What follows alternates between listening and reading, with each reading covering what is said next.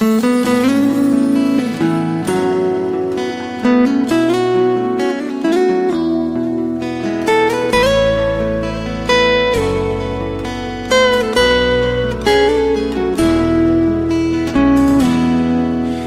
เมืองหลวงแสนสีวิไล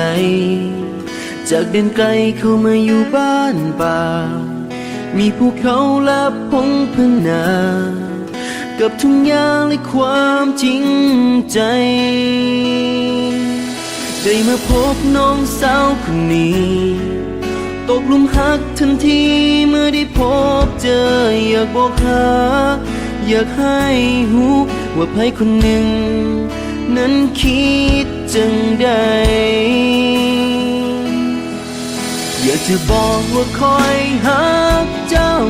แต่บ่รู้ว่าเจ้าคิดจังใดอยากจะบอกว่าหักเจ้าเหลือหลายหักเจ้าบ่เสื่อมคลา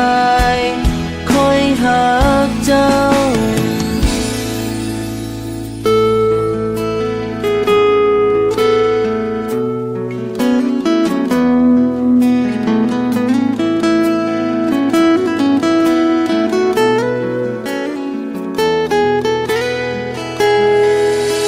จะบอกว่าคอยหักเจ้า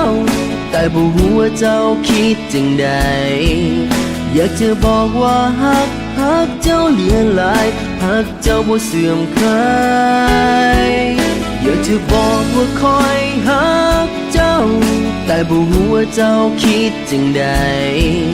อยากจะบอกว่าหั